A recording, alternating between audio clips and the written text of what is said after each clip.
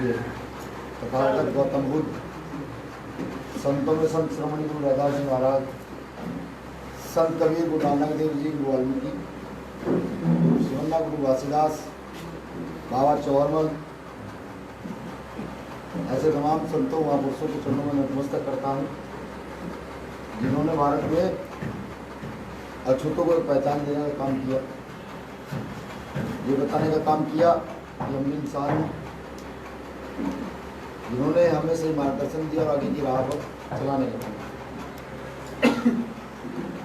छत्रपति साहू जी महाराज, शिवाजी महाराज, भोले साहब, पेरियार साहब, बिरसा मुंडा साहब,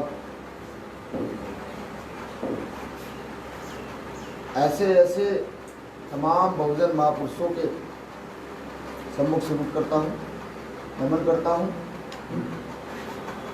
उनके किए गए काम का आभारी हूँ कि आज हम एक अच्छी स्थिति में हैं और अपने मूवमेंट को चलाने का काम करें। बार बार नमन करता हूँ डॉक्टर बाबा साहब बी आर अम्बेडकर को, जिन्होंने इस टूटे हुए समाज को जोड़ करके, भारत के अछूतों को जोड़ करके भारत की महिलाओं के लिए एक ऐसी व्यवस्था बनाने का काम किया जिस व्यवस्था के कारण मैं आज खड़ा हो पा रहा हूँ, अच्छे से सोफे पर हम लोग बैठ पा रहे हैं, अच्छे कपड़े पहन पा रहे हैं, आज़ादी के साथ अपनी बात रख पा रहे हैं। मैं बार बार उनको नतमस्तक करता हूँ, नमन करता हूँ। और अब उस इंसान को मेरा नमन है जिसने भारत में राजनीतिक परिवेश को बदल दिया, जिसने भारत में एक मजदूर के बेटे को भी नेता बनाना सिखा दिया, जिसकी जागृति से आज ना जाने कितने लाखों करोड़ों लोग वक्ता बने हैं, जिसकी जागृति से आज हर व्यक्ति राजनीति की ओर अग्रसर होना चाहता है, जिसकी राजनीति से हमारे अंदर राजनीतिक चेतना पैदा हुई है, जिसने भारत के तमाम बहुजन महापुरुषों को एक जगह इकट्ठा किया, जिसने बहुजन की सारी जातियों को एक जगह इकट्ठा करके सबसे बड़ा यूपी को अपना राजनीतिक क्षेत्र बनाया और हमें ये बताया कि राजनीतिक ताकत जब एक बार आता जाएगी तो तुम्हारे सामने कोई गलत काम नहीं कर पाएगा। ऐसे मान्यवर काशीराम साहब को, अपने आदर्श को मैं बार बार नमन करता हूँ, स्वीकार करता हूँ। क्रांतिकारी व्यक्ति साथियों, मैं एक बात बार बार कह रहा हूँ बिहार में नहीं बात कि बिहार एक ऐसी जमीन है जहाँ पर नेता बनाए नहीं जाते, बिहार से नेता पैदा होते हैं। बार बार ये बात कह रहा हूँ और ये वाकई सत्यता है। आज हमारे जिला प्रभारी जी ने, माननीय जिला अध्यक्ष जी ने, जिले की पूरी टीम ने ये बताया, जब यहाँ आप रुक कर कह रहे थे कि मैं उस पंचायत से हूँ, मैं उस पंचायत से हूँ और उस प्रखंड से हूँ, तो दिल में एक अजीब सी खुशी मिल रही थी। जिला अध्यक्ष तो हजारों हैं, जिला कोषाध्यक्ष भी बहुत हैं, लेकिन जो व्यक्ति जिले से निकल के प्रखंड तक पहुंच गया और पंचायत तक पहुंच गया हो, उसके काम की सराहना किए बिना कोई रह नहीं सकता। और आपके काम की वाकई सराहना है माननीय प्रभारी जी, माननीय अध्यक्ष जी, कि आपने बहुत मेहनत करके भीम आर्मी को मजबूत करने का काम किया है। मुझे पूरी आशा है कि जिस प्रकार भीम आर्मी ने पूरे भारत में शोषण की लड़ाई लड़ी है, जब महिलाओं पर अत्याचार होता हो, दलितों को होता हो, आदिवासी को होता हो, मुसलमानों को होता हो, ओबीसी को होता हो, यहाँ तक जिन लोगों ने हमारा शोषण किया है उनकी महिलाओं पर भी अत्याचार होता हो, तो भीम आर्मी ने अपनी पूरी भागीदारी निभाने का काम किया। लेकिन फिर भी मन में संकोच रहता है, इतने काम करने के बावजूद भी हम लोगों में विघटन क्यों है। 1947 की आजादी के बाद, बाबा साहब के संविधान देने के बाद, इस देश में लोकतंत्र स्थापित होने के बाद हम लोगों ने आज तक भी सुधरने का काम नहीं किया। भारत देश की अछूत जाति जनजातियों को गुलामी से आजादी के लिए हमारे महापुरुषों को 5000 साल से ज्यादा का समय लगा। उस मनुस्मृति नाम की पुस्तक को जलाने में, ध्वस्त करने में, आग लगाने में और यहां से उसकी व्यवस्था को मिटाने में। लेकिन कभी कभी शर्म आती है उस पीढ़ी पर जिस पीढ़ी के महापुरुषों ने निहायत ही तुच्छा जीवन जी करके हम लोगों को उभारने का काम किया। उन महापुरुषों के वंशजों ने भारत देश में मात्र 70 से 72 साल के अंदर इस समानता वाले ग्रंथ को जलाने का काम किया और किसी देश की राजनीति के एक भी नेता ने इस बात का विरोध नहीं किया।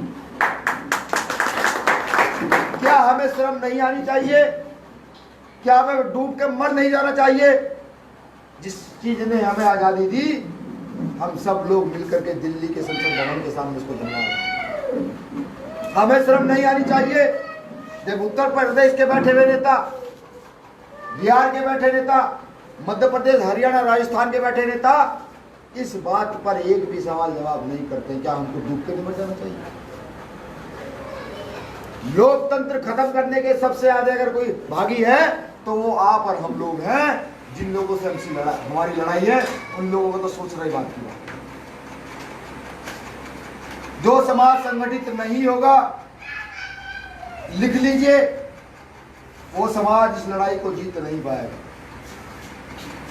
हमें समझना होगा लड़ाई क्या है। फिलहाल देश में मनुस्मृति और संविधान की लड़ाई चल रही है, दूसरी कोई लड़ाई नहीं है। अगर आप चाहते हैं, ये सोचते हैं कि मुसलमान को बेवजह पीटा जा रहा है तो भ्रम की स्थिति है। मुसलमान को इसलिए पीटा जा रहा है कि वो बता सके कि हम ये सबके साथ देश में कर सकते हैं। यही मनुस्मृति है और कुछ नहीं है। आप लोग शायद मुझे बुरा कहें कि भीम आर्मी के राष्ट्रीय अध्यक्ष आए थे, इतना मान सम्मान किया, लेकिन फिर भी वो हमें गलत बताकर चले गए। ना मैं आप पर एहसान कर रहा हूं, ना आप मुझ पर एहसान कर रहे हैं। काम की सराहना करता हूं, लेकिन अगर कोई ये कहे इस जिले के जिला प्रभारी ने तो ज्यादा बड़ी तोप मार दी है तो गलत है। इस जिले के जिला अध्यक्ष ने कुछ ज्यादा बड़ा काम कर दिया तो गलत है। इस प्रदेश के प्रदेश अध्यक्ष ने ज्यादा बड़ा काम कर दिया तो गलत है। ये कर्ज है हम सब लोगों पर। या मैं ये कहूं कि मैंने कोई अनोखा काम कर दिया है तो ये गलत है साथी। जो कर्ज महापुरुषों का हम पर है, अभी तो हम उसका ब्याज भी चुकता नहीं कर पाए, तो हम एहसान किसको दिखाएंगे? ये बात यहां बैठा लीजिए। यहां हम कोई एहसान नहीं कर रहे, सिर्फ इतना काम कर रहे हैं कि मेरे पिता ने मुझे 5 बीघा जमीन दी, मैं उस 5 बीघा जमीन में और 1 बीघा जमीन ऐड करने की कोशिश कर रहा हूं। इससे ज्यादा मैं कुछ नहीं कर रहा। संतान के विषय में मैं बता दूं, जो महापुरुषों का आंदोलन है कि जब एक बाप के बेटा पैदा होता है तो उसे 2 संज्ञाएं दी जाती हैं। एक उसको पूत कहा जाता है या दूसरे को कपूत कहा जाता है। कैसे? जो व्यक्ति अपने पिता की संपत्ति को, उसकी ख्याति को बढ़ा दे वो पूत होता है, और जो उस ख्याति को कम कर दे वो कपूत होता है। अब आपको और हमें सोचना पड़ेगा कि हमें अपने महापुरुषों की ख्याति को बढ़ाना है या कपूत बन जाना है। अगर पूत बनना चाहते हो तो डेली का समय 1 घंटे का निकालिए, और जो सड़क पर खड़े होकर अनर्गल बातें आप लोग करते हो, फालतू की बातें करते हो, वहां खड़े होकर मूवमेंट की बातें करना स्टार्ट कीजिए। इतना काम मैं लिख के देता हूं। काशीराम साहब जिस गद्दी की अभिलाषा करते रहे, जिसलिए समाज को समझाते रहे कि सब एकजुट हो जाइए और इस देश की सबसे बड़ी कुर्सी पर हमारा कब्जा करें, उस कुर्सी को छीन लीजिए, उस पर बैठिए। जो शासन करने की क्षमता हमारे पूर्वजों में रही है, चाहे राजा सलेश रहे हो, चाहे सम्राट अशोक रहे हो, और बहुत सारे रहे हो, जो क्षमता उन लोगों में रही है, इस कुर्सी पर बैठकर उस क्षमता का आकलन कीजिए और इस देश को चलाने का काम कीजिए। हम लोगों ने खुद को जातियों में तोड़ा। हम सामने वाले की चाल नहीं समझ पाए। उसने में चमार बताया, तुषार बताया, उसने में पांची धोबी नहीं बताया, उसने खटी कुमार कहार बताया, उसने साक्य मोरी हमको बताया। हम नहीं समझ पाए। हमने जाति का लेवल माथे पर चिपकाया और खुद को श्रेष्ठ करने की ओर चल पड़े। हमने खुद को श्रेष्ठ बताया। दुसाद ने कहा चमार से मैं महान, चमार ने कहा महार से कि मैं महान, महार ने कहा मांझी से कि मैं महान, मांझी ने कहा मूसर से कि मैं महान, मूसर ने कहा वाल्मीकि से मैं महान, वाल्मीकि ने कहा चंडालों से मैं महान। हम इस महान कार्य चक्कर में फंस गए। वो जो चाहते थे उन्होंने बहुत आसानी से अपना काम कर दिया और हम सिर्फ महान महान करते करते उसी ओर बढ़ चले जहां से डॉक्टर बाबा साहब अम्बेडकर में खच कर। ये हमें सोचना पड़ेगा।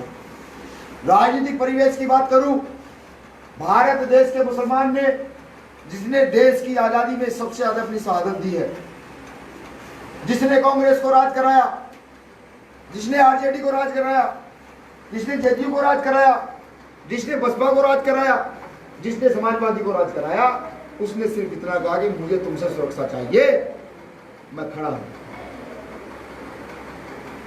आज मुस्लिम युवा से लेकर बुजुर्ग तक बाहें फैलाए खड़े हैं और कह रहे हैं चीख चीख कर कि तुम अनुसूचित जाति, अनुसूचित जनजाति के लोग एक जगह इकट्ठा हो जाओ, हम तुम्हें इस देश पर राज कराना चाहते हैं। लेकिन हम नहीं सुधर रहे हैं, हम बेशरम होते जा रहे हैं। हमारे जैसे जैसे पेट भरे हम और बेशरम हुए। हमने नहीं सोचा कि क्षेत्रों में ऐसी ऐसी जातियां भी हैं जिनके घर में आज भी खाने के लिए कुछ नहीं है। हमने नहीं सोचा कि जो फुटपाथ पर पड़े हुए लोग हैं ये कौन है। हमने नहीं सोचा कि बेटियों की इज्जत लुटती है वो कौन है। हमने नहीं सोचा जिन बेटे को वैश्या वृत्ति के कारण बाजार में बिठा दिया जाता है वो कौन है। हमें सोचना पड़ेगा। अगर आज हम नहीं सुधरे तो हम सारे के सारे कपूत हैं, एक भी सपूत नहीं है। हमारे पूर्वज मूवमेंट चलाते चलाते मर गए हैं, हमें भी ये मूवमेंट चलाते चलाते ही मरना है। जो पूत होगा वो उस मूवमेंट को चलाता चलाता मर जाएगा, जो कपूत होगा वो जातियों के फेरे में फंस करके अपने मूवमेंट को तोड़ कर ध्वस्त करके यहां से चला जाएगा। अब हमारी लड़ाई क्या होनी चाहिए, ये अहम प्रश्न है कि हमारी लड़ाई क्या होनी चाहिए। भारत देश की राजनीति में लाखों पद हैं, वार्ड मेंबर से स्टार्ट करें और राष्ट्रपति तक लाखों पद बैठते हैं, ना जाने कितने लाख पद होंगे। इतने सारे बूथ, इतनी सारी पंचायतें, इतने सारे ब्लॉक, इतने सारे प्रमंडल, इतनी सारी विधानसभाएं, लोकसभाएं। सोचिए, दिमाग लगाइए कि जहां जहां रिजर्वेशन भी नहीं है और आबादी बहुजन समाज की ज्यादा है, वहां पर राजनीति करने वाले लोग कौन। जब एक देश के बड़े हिस्से में ठेकेदारी प्रथा लागू होती है, या पेट्रोलियम के, मैग्नीशियम के, कोयले के ठेके आवंटित होते हैं, उन ठेकों को ले लेने वाले लोग कौन हैं। जब देश की व्यवस्था में कहीं रेल की लाइनें बनती हैं, कहीं ये सड़कों के पुल बनते हैं, उन सब के ठेके लेने वाले लोग कौन हैं। आज जो आरक्षण का ठीकरा फोड़ रहे हैं, बाबू की नौकरी 30,000 के करने में क्या सारी चीजें हो जाएंगी, या एक टीचर की नौकरी करने में 35,000 में क्या सारी चीजें हो जाएंगी। कहाँ है आरक्षण, मैं पूछना चाहता हूँ, कहाँ है आरक्षण। रेलवे का प्राइवेटीकरण कर दिया गया है, BSNL का प्राइवेटीकरण कर दिया गया है, विद्युतीकरण का प्राइवेटीकरण कर दिया गया है, एयरलाइंस का प्राइवेटीकरण कर दिया गया है। धीरे धीरे सारी व्यवस्थाएं देश की अडानी अंबानी के हाथों में जा रही हैं और हम देशभक्ति के ठीकरे सड़कों पर उठाकर फोड़ रहे हैं। मैं कहना चाहता हूं भारत माता की जय करने वालों को भी, मैं कहना चाहता हूं जय श्री राम कहने वालों को भी कि मेरे भाई, देश की व्यवस्था नस्ते नाबूद हो रही है। सड़क पर चिल्लाने से ना तो भारत मेरी माता बन जाती है, सड़क पर चिल्लाने से ना तो मैं देशभक्त बन जाता हूं, सड़क पर चिल्लाने से ना तो मैं देश की व्यवस्था में एंट्री कर सकता हूं। अगर मैं सारी व्यवस्था में एंट्री कर सकता हूं तो उसका नाम है सिर्फ मेहनत, उसका नाम है लगन, उसका नाम है लगनशील होकर के अपने कार्य के प्रति जागरूक होना। जब मैं ये काम कर पाऊंगा, मैं बाबा साहब को मानने वाला व्यक्ति, मैं तथागत गौतम बुद्ध को मानने वाला व्यक्ति, मैं गुरु रैदास कबीर नानक को मानने वाला व्यक्ति, समानता की बात करता हूं, लेकिन ये संविधान मुझे इजाजत देता है, ये संविधान मुझे इजाजत देता है कि अगर मेरी हो कोई गोली मारने के लिए आ रहा हो तो खुद के मरने से पहले उसको मार दूं। ये मेरा संविधान मुझे इजाजत देता है। आज एक बहुत शुभ दिन है। अभी गुरु रैदास घर दिल्ली में गिराया गया, सबको याद होगा, सबने देखा। इससे बड़ा आंदोलन भारत का आजादी में हुआ होगा अब तक नहीं। गुरु रैदास घर को दिल्ली में गिराया गया।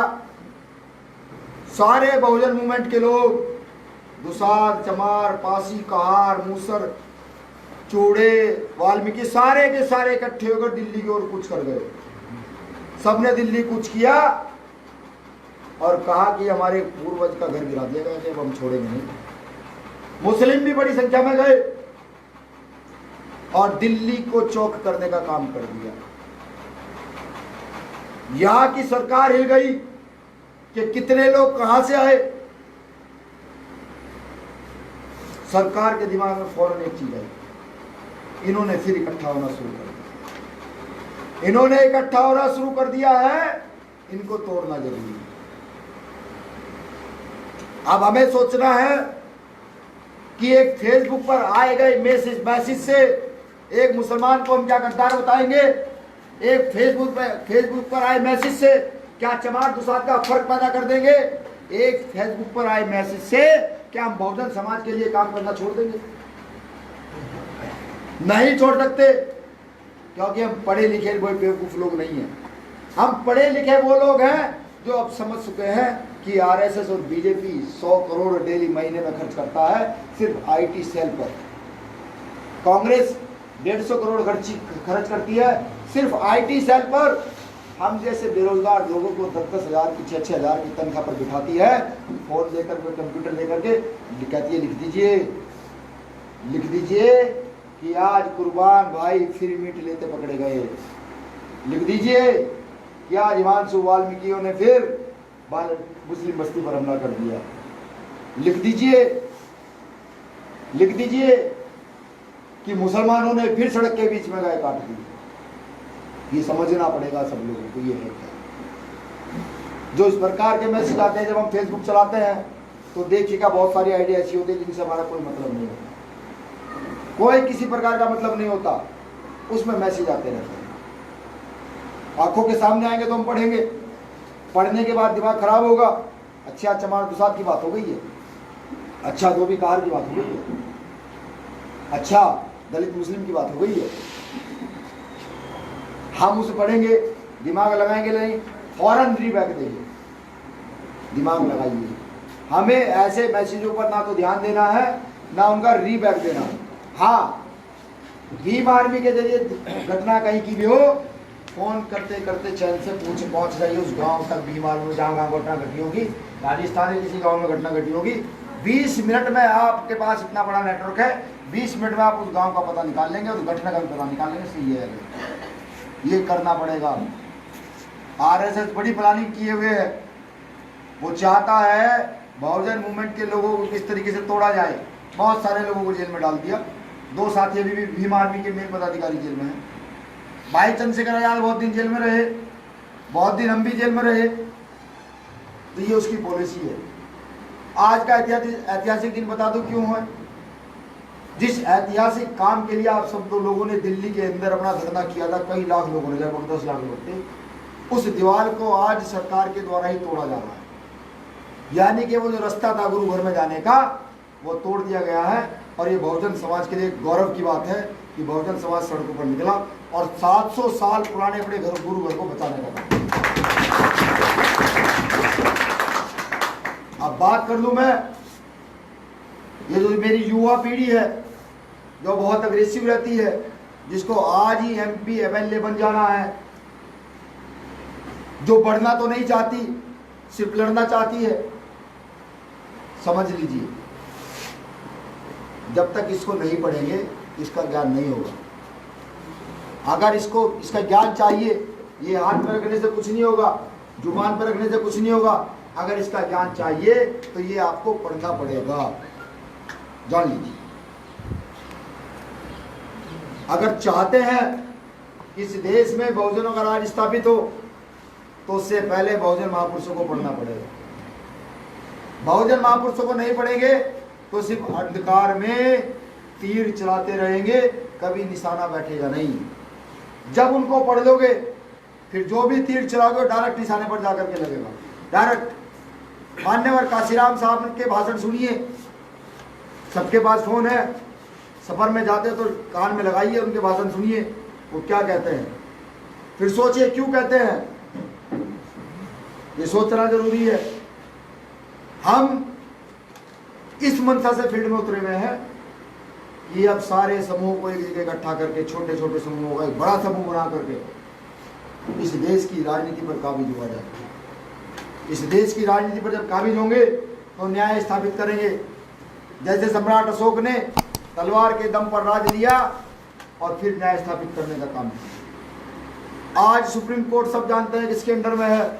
कभी रिजर्वेशन पर फैसला देता है, कभी SC एक्ट पर फैसला देता है, हमारे खिलाफ अलग अलग फैसले देता है।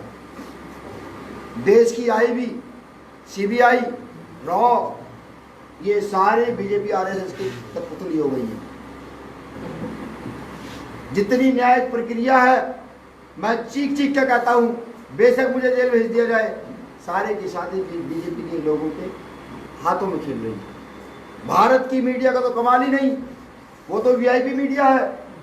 वो तो तुम्हें पता लग जाए अभी कि एक मुसलमान ने आज रेल की पटरी पार कर ली है और कोई कुत्ता वहां पहले से मरा पड़ा हुआ है रेल से कट, तो फौरन कहेगी कि देखिए किस प्रकार एक मुसलमान ने कुत्ते को मार दिया। भारत की मीडिया ऐसी होगी, जो दिखता है वो सही नहीं है, क्योंकि वो पूरी की पूरी बीजेपी और RSS के चलाने से चल रही है। अभी कोरोना का मामला ले, कोरोना के मामले में मरकज को बदनाम किया गया। लगातार टीवी पर मरकज चला, मोहम्मद साहब चले, लगातार पूरा बवंडर उठा, सबके दिमाग में बात घुस गई, देश में कोरोना लाने वाले मुसलमान हैं। अब क्योंकि हम भी बुद्धिहीन हैं, हमारे भी बहुत सारे लोगों ने बात फैलानी शुरू की। किसी ने सवाल नहीं किया कि ट्रंप के साथ 3-4 हजार लोग आए थे अमेरिका से, उनके पास ऐसी कौन सी चिप थी कि उनमें कोरोना नहीं हो सकता, कोरोना का इलाज तो है ही नहीं। किसी ने सवाल नहीं किया, सिर्फ भारत के मुसलमानों को बदनाम करने का काम किया, विदेश के मुसलमानों को बदनाम करने का काम। जबकि असलियत ये कहती है डोनाल्ड ट्रंप के साथ जो लोग आए थे, अगर हम अमेरिका में कोरोना पॉजिटिव लोगों का आंकड़ा उठाएं तो वो भी रिपोर्ट ये बताएगी जो लोग डोनाल्ड ट्रंप के साथ यहाँ आए थे, हवाई जहाज में बैठ कर यहाँ आए थे, वो लोग हमारे बीच कोरोना जैसी महामारी को छोड़ कर चले गए। ये सच है। हमें जाकर गांव में बताना पड़ेगा, स्पष्टीकरण लोगों को देना पड़ेगा, हमें अपना कैडर मजबूत करना पड़ेगा। RSS प्रत्येक जगह तक स्टैब्लिश्ड है, RSS में अधिकतर लोग हमारे हैं, उनको समझाकर वापस लेकर जाना पड़ेगा। अब मैं राजनीतिक बात कर दूं कि जो राजनीति है आजाद समाज पार्टी, ये क्या वाकई पार्टी है या ये है क्या? मैं अगर अपने शब्दों में समझाऊं, इस पार्टी के लीडर भाई चंद्रशेखर आजाद जो भीम आर्मी के संस्थापक है, वो खुद आंदोलनकारी हैं, किसी भी मामले में आंदोलन के लिए उतर जाते हैं। मैं तो कभी कभी कहते हैं, मैंने कहा भैया कोई मार वार देगा, मजा आया करो। मुझे कहते हैं देखो मान्य अध्यक्ष जी, आपके साथ मिलकर कारवा खड़ा किया, दोनों भाई मजबूती से चले, मैं जिस दिन मर जाऊंगा तो आपको लाखों चंद्रशेखर आजाद मिलेंगे इस कारवा को चलाने। ये कोई छोटी बात नहीं है, ये बहुत बड़ी बात है कि आपका एक नेता जिसे आपने नेता बनाया हो, आपने खुद ने नेता माना हो, दलित अछूतों की सारी जातियों ने नेता माना हो, जिसे पूरे भारत के मुस्लिम समाज ने नेता मान लिया हो, जिसे आज बहुजनों का नेता कहा जाने लगा हो, वो खुद सड़क पर निकलकर आंदोलन करता है। छोटी बात नहीं, बड़ी बात है। ऐसा नेता ही दर्द समझ सकता है, यानी कि ये पार्टी कोई पार्टी नहीं, ये बहुजन मूवमेंट का मिशन है। ये बात है। मैं साफ कहता हूं कि जिस दिन लगे कि अब प्रदेश में चंदन पासवान जी सही काम नहीं कर पा रहे, बहुजन मूवमेंट को नहीं चला पा रहे हैं, उसी दिन चंदन को बुलाइएगा और कहिएगा भैया अब आपसे हम काम नहीं कराएंगे, आप मालिक हैं, जनता मालिक है, भीम आर्मी की मालिक भी आप हैं, पार्टी के मालिक भी आप हैं। चंदन जी को आज जोड़ के कहिएगा भैया अब आपसे काम नहीं करेंगे, अब हम कोई दूसरा आदमी चाहते हैं, आपसे ही काम नहीं कर पा रहे। इतना विश्वास मैं आपको दिला दूं, चंदन पासवान हो या वीरेंद्र रतन सिंह हो, चंद्रशेखर आजाद हो या हिमांशु वाल्मीकि हो, कोई भी हमारा कार्यकर्ता हो, जब आप ये कहेंगे पूरा देश का बहुजन समाज मिल करके उसी दिन कह देगा ठीक है, जो आदमी हमसे अच्छा काम कर रहा हो उसको लाइए। भीम आर्मी ने हमेशा मूवमेंट को संवारने का काम किया है, सजाने का काम किया है, चलाने का काम किया है। हम कहते थे जब काम कर रहे थे, चंद्रशेखर आजाद जी और मैं एक ही बाइक पर घूमते थे दोनों लोग, जैसे अभिनंदन जी ने बताया, हम जा करके कहते थे कि भारत में ऐसा कोई नोट नहीं बना जो मैं खरीद लूं। आज तक के कैरियर में वाकई भारत का विश्व में ऐसा कोई नोट नहीं बना जो भीम आर्मी के पदाधिकारियों को, भीम आर्मी के समर्पित कार्यकर्ता को खरीद ले। हम तो बहुत दूर की चीज हैं। अब हमें उसी समर्पण से, अगर बिहार में सिर्फ मात्र 500 लोग तैयार हुए समर्पण वाले, मात्र 500 लोग, तो यहाँ जितनी दिल्ली सरकारें चल रही हैं जो सिर्फ वहां बैठ के हमें डिवाइड एंड रूल में बांटती हैं, इन सबके चेहरों पर जूता कैसे रखा जाएगा वो आप देखिए। इस बार चुनाव में आए हैं, यहाँ का सिनेरियो चेक कर रहे हैं और ये बताने आए हैं कि भूखे लोगों की पार्टी भी भूखी ही होगी, ये लोग उसी ओर जाएंगे। ये होगा बिहार में, बड़ा परिवर्तन होगा। बड़े बड़े राजनीतिक दल भयभीत हैं कि चंद्रशेखर आजाद रावण की जैसे एंट्री होती है तो ये नहीं पता था कि इसके समाज के लोग निकल के कहां से आते हैं, जत्थे के जत्थे निकलते हैं। अब हमें क्या करना है, ये सबसे बड़ा विषय है। जहां व्यवस्था नहीं होगी वहां ख्याति कोई काम नहीं करती, अनुशासन नहीं होगा, आपका लीडर कितना चमकदार हो बेकार है। हमें अनुशासन क्रिएट करना पड़ेगा, हमें अपना पार्टी का संगठन भी तैयार करना पड़ेगा। पार्टी के संगठन में ऐसे लोग तैयार कीजिए जो पहले से बहुजन मूवमेंट जानते हो, जो जमीन की हकीकत जानते हो, और जो नए लोग हैं, नए युवा साथी हैं, वो भीम आर्मी में सीखना स्टार्ट कीजिए। भीम आर्मी में राजनीति सीखिए, नेता बनिए, नेतागिरी कीजिए। एमएलए और एमपी बनना नेतागिरी नहीं होता। जो समाज की बात सुनकर कि बिना किसी राजनीतिक संरक्षण के आपको न्याय दिलाने का काम करे, पीड़ित को न्याय दिलाने का काम करे, असलियत में नेता वो होता है। ये काम भीम आर्मी कर रही है। पार्टी का क्या काम रहेगा? पार्टी का काम रहेगा समाज के लोगों का संरक्षण करना, भीम आर्मी के लोगों का संरक्षण करना।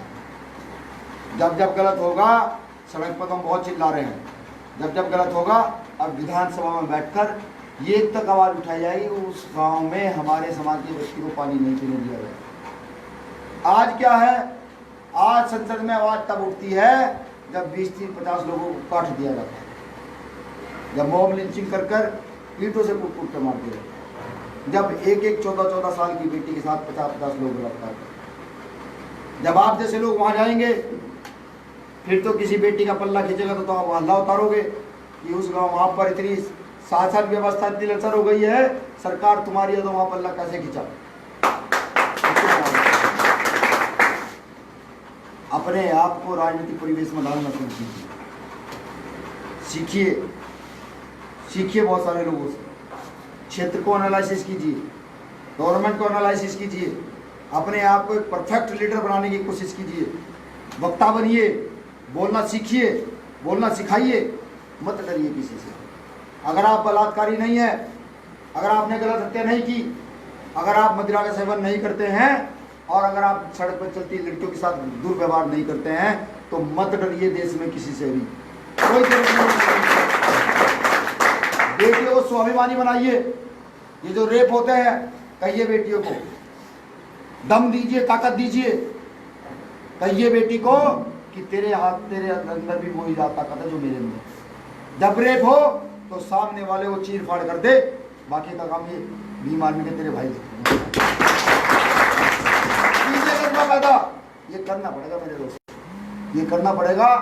हम वो लोग हैं जब पानी नहीं जाता, महसूस करना शुरू कीजिए, महसूस।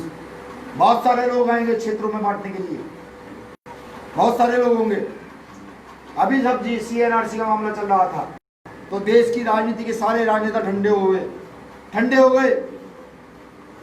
CNRC लागू हो जाती धीरे धीरे, लेकिन जब एक चंद्रशेखर आजाद नाम का व्यक्ति निकला, उसके पीछे से जत्था निकला, गया जामा मस्जिद पर ताल ठोक दी और कह दिया कि CNRC का भारत का दलित भी उतना विरोध करता है जितना मुसलमान का। गिरफ्तारी देने का काम किया। जो आंदोलन ढीला पड़ रहा था वो आंदोलन पर फिर खड़ा हो गया। भारत की राजनीति के लोगों ने देखा कि यार ये क्या हुआ, एक सड़क से निकला हुआ आदमी, एक मट्टी से उठा हुआ आदमी जिसका कोई राजनीतिक बैकग्राउंड नहीं है, जिसके पास चलने तक के लिए गाड़ी नहीं है, वो अगर नेशनल राजनीति में एंटर कर जाएगा तो बहुत गलत है। हमें इसी के कमरे छोड़ने पड़ेंगे। तो फौरन सारे नेताओं ने स्टेटमेंट देने शुरू किए। निकालिएगा ट्विटर पे, नेटवर्क मीडिया तो में दिखाएगा नहीं, ट्विटर निकालिएगा, देखिएगा चंद्रशेखर आजाद जी ने कब ये CNRC के खिलाफ स्टेटमेंट स्टार्ट किए। उसके बाद हलचल मची, ट्विटर पर राजनेताओं ने बैक देना शुरू किया, CNRC का विरोध शुरू किया। जो सड़क पर आंदोलन ढीला पड़ रहा था वो आंदोलन फिर से उठ के खड़ा हो गया। ऐसा ही अब चाहते हैं कि काशीराम साहब को पढ़ते हैं, उनको मानते हैं, और उन्होंने यही सिखाया है, समझ सकता है जिसके पेट में भूख रही है। आज बहुत सारे लोग हमें ये कहेंगे, आपको भी कहेंगे कि उत्तर प्रदेश दिल्ली के लोग आते हैं, बिहार के लोगों को समझा उल्टी सीधी बात पढ़ाते और चले जाते हैं। तो उनको याद कराइएगा कि जब लॉकडाउन चल रहा था, उत्तर प्रदेश से लेकर सारे देश में बीजेपी की सरकार थी, लेकिन फिर भी बीजेपी का पूरे देश में कैडर होने के बावजूद वहाँ भीम आर्मी के गदना से सिपाही हिमांशु वाल्मीकि दिल्ली में रात को 2-2 बजे खाने के पैकेट की व्यवस्था करके लेके गए। दिलाइएगा कि जब महाराष्ट्र में सरकार के लोगों को लगातार फोन करने के बाद, बिहार की सरकार को फोन करने के बाद लोगों के खाने की व्यवस्था नहीं हुई, तो भीम आर्मी का एक कार्यकर्ता रात को 10 बजे उठता है और जा करके सूखा सामान ले जाकर देता है, कहता है तुम भाइयों खाइए आराम से। दिक्कत ये याद कराइएगा। क्षेत्रवाद की राजनीति में बंटने का प्रयास मत कीजिएगा, जातिवाद की राजनीति में बंटने का प्रयास मत कीजिएगा, संप्रदायवाद की राजनीति में बंटने का प्रयास मत कीजिएगा, बिल्कुल मत कीजिएगा। जाकर लोगों को सिर्फ ये बताइएगा कि अब देश में जो सड़क पर सोने वाले लोगों के साथ रह सकता हो, जो सड़क का दर्द समझ सकता हो, अब देश में उसकी राजनीति स्टैब्लिश्ड है। भीम आर्मी को एक फैक्ट्री बना दिया गया है। वो फैक्ट्री कैसी है? RSS तो के पास तो एक ऐसी फैक्ट्री है कि तुम बहुत गुंडागर्दी करो, पूरी देशद्रोही बलात्कार करो और बीजेपी में घुसो, उधर से निकलो तो बिल्कुल स्वच्छ हो जाएगा। भीम आर्मी एक ऐसी फैक्ट्री है कि तुम उसमें घुसो और जिस दिन उसमें से निकलो तो तुम्हारा नाम देश के सर्वोच्च नेताओं में आए, ऐसी भीम आर्मी को फैक्ट्री। और हम लिख के देते हैं, जीवन बड़े ही थोड़ा रहा है हमारा, थोड़ा होगा भी आगे, जानते हैं 5 साल 10 साल का जीवन है, उससे पहले कोई कुछ ना कुछ कर देगा, ये हम भी जानते हैं। लेकिन इस फैक्ट्री को इतना स्ट्रॉन्ग कर जाएंगे, इतना स्ट्रॉन्ग कर जाएंगे कि अगले 100 साल तक इसको हिला पाना मुश्किल होगा। अब राजनीतिक स्ट्रक्चर देखिए, क्योंकि राजनीतिक पार्टी का आगाज कर दिया है, आपको चुनाव भी लड़ना है, आपके पास राजनीति का एक अलग संगठन होना बहुत ज़्यादा जरूरी है।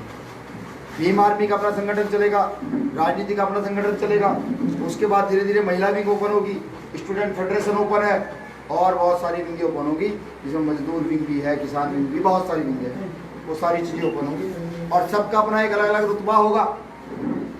क्योंकि पूरे देश में भीम आर्मी स्टैब्लिश्ड है, गाँव-गाँव तक भीम आर्मी है।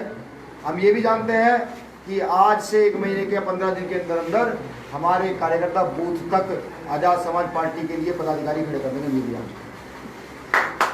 अब हमें अपना पूरा दिमाग बिहार चुनाव पे लगाना है। सबसे पहले यहाँ पार्टी के जिलाध्यक्ष से लेकर तमाम बूथ अध्यक्ष तक का संगठन बनाना, तमाम बूथ अध्यक्ष का संगठन। हमारी भावना क्या होनी चाहिए? हमारी भावना आपस में टारगेट की होनी चाहिए। हम जैसे सड़क पर कभी कभी लड़ पड़ते हैं, तो आज हम काम में डिबेट करेंगे। हम शर्त लगाएंगे कि तुम 50 घर पे अगर जाओगे तो मैं 100 घर पे जाने का काम करूंगा, और इस बहुजन मूवमेंट को जल्दी कुछ नाम जो आपके द्वारा यहाँ से दिए जाएंगे जिलाध्यक्ष के लिए, उन नामों पर गौर करके एक नाम को सिलेक्ट कर लिया जाएगा। वो लोग अपना नाम दे जो चल सकते हो, महीना 2 महीना चलना अपनी ताकत से, जैसे भीम आर्मी में आप लोग अपनी ताकत से चले और जिले में पार्टी का स्ट्रक्चर मजबूत कर सकते हैं। उन लोगों के हाथ में जिम्मेदारी सौंप दी जाएगी और फिर तेजी से चलना शुरू कीजिए, क्योंकि अगर समय सही रहा तो 29 तक का इंतजार कौन करेगा? उस दिल्ली की गद्दी को 24/2024 आप अम्बेडकरवादी लोग संविधान के चरणों में झुकाने का काम करें। ये पर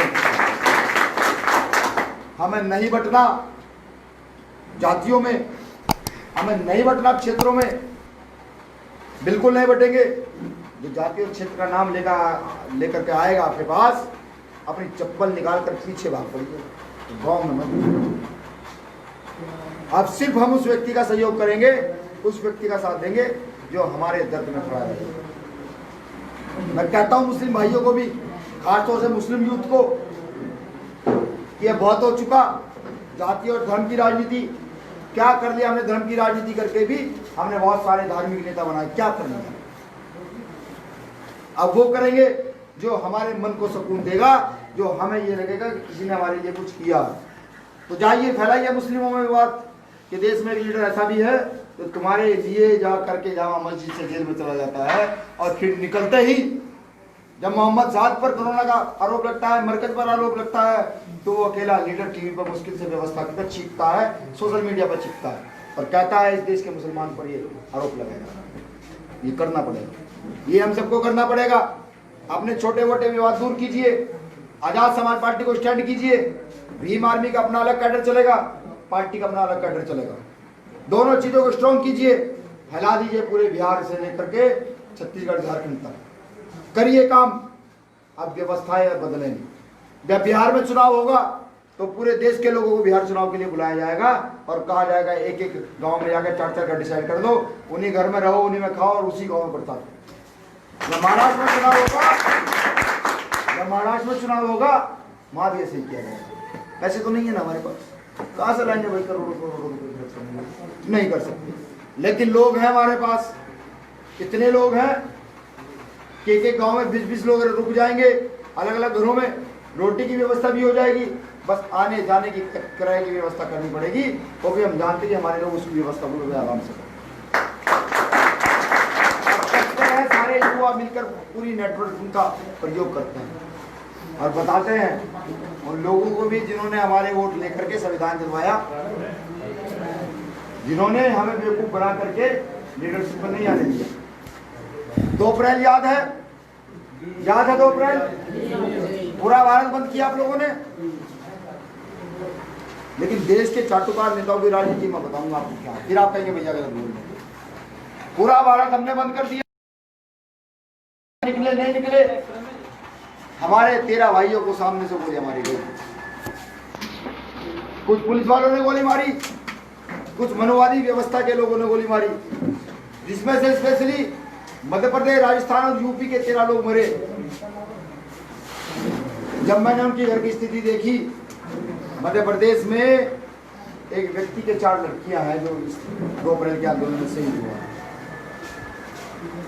एक व्यक्ति के यहाँ पन्नी की दीवार है, पन्नी जानते हैं, वो डंडा गाड़ करके पन्नी बांध देते हैं, उसकी दीवार है, प्लास्टिक की पन्नी। देखकर आंखों में आंसू आए, क्योंकि मेरे पिताजी कोई बहुत बड़े टाटा बिरला नहीं है, ना मेरे पास इतनी दमदौलत है कि मैं खर्च कर दूँ। लेकिन जब एक चीज़ दिमाग में आई कि देश की राजनीति के हमारे नेता जो बिहार में बैठे हैं अच्छे पैसे वाले हैं, जो यूपी में बैठे अच्छे पैसे वाले हैं, अगर वो इनको 10-10 लाख में छोड़िए, वो 50-50 लाख भी अगर देना चाहे तो फर्क नहीं पड़ता। मैंने कहा सोचा कि अगर वो इनको 1-1 लाख रुपए की व्यवस्था भी 13 लोगों को कर देते तो 13 लाख रुपए में उनके घर में कोई कमी आने वाली नहीं है। तो लेकिन इनके घर में 5-6 महीने का राशन आ जाता रोटी खाने के लिए। पूरे भारत के राजनीति के एक भी नेता के कान पे जूं नहीं रहेंगी, सिर्फ सामाजिक लोगों ने उनकी धीरे धीरे मदद की और आज वो बेचारे दरिद्रता का जीवन जीने के लिए तैयार हैं। आज उनके घर में खाने तक के लिए कुछ नहीं, बच्चों की पढ़ाई को छोड़ दी। क्या इस ओर हमें नहीं सोचना चाहिए? इस ओर कौन सोचेगा? इस ओर तो हमें सोचना पड़ेगा। या ये सोचे कि अच्छा रहा है राजस्थान के जो सही लोग हैं, हमें क्या मतलब है, तो बिहार के लोग हैं। या ये सोचेंगे बिहार के लोग सही हैं, हमें क्या मतलब, तो यूपी के हैं। नहीं, अब हमें हम की भावना बनानी पड़ेगी। प्रत्येक प्रदेश के व्यक्ति को जब भी इस पर शोषण होगा तो हमें महसूस करना होगा कि ये शोषण हम लोगों पर होगा। ये जिस दिन आपने महसूस करना शुरू कर दिया, मैं ये कहता हूँ इस देश की राजनीतिक सत्ता और इस देश की आर्थिक व्यवस्था आप लोगों के 101% आप लोगों के हाथ में होगी, जिसे कोई छीन नहीं पाएगा। चंद लाइनों से अपनी बात खत्म करूंगा। साथियों, हम तो फकीरी मिजाज रखते हैं, अपनी ठोकरों में ताब रखते हैं। सुना लोगों में कहता रहता है। साथियों, हम तो फकीरी मिजाज रखते हैं और अपनी ठोकरों में ताब रखते हैं। भीम आर्मी के लोग कर की परवाह नहीं करते दोस्तों, भीम आर्मी के लोग तो अपनी मुट्ठी में आगे रखते हैं। आप सभी को मेरी ओर से सुनना चाहते हैं। साथियों,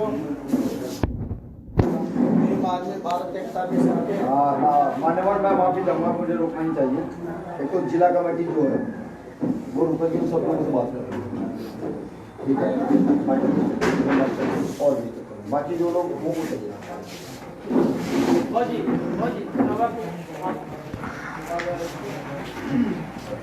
आप लोगों से शीघ्र यही कहना है, हर व्यक्ति अम्बेडकरवादी है, हर व्यक्ति देववादी है। अपने जीवन में हर व्यक्ति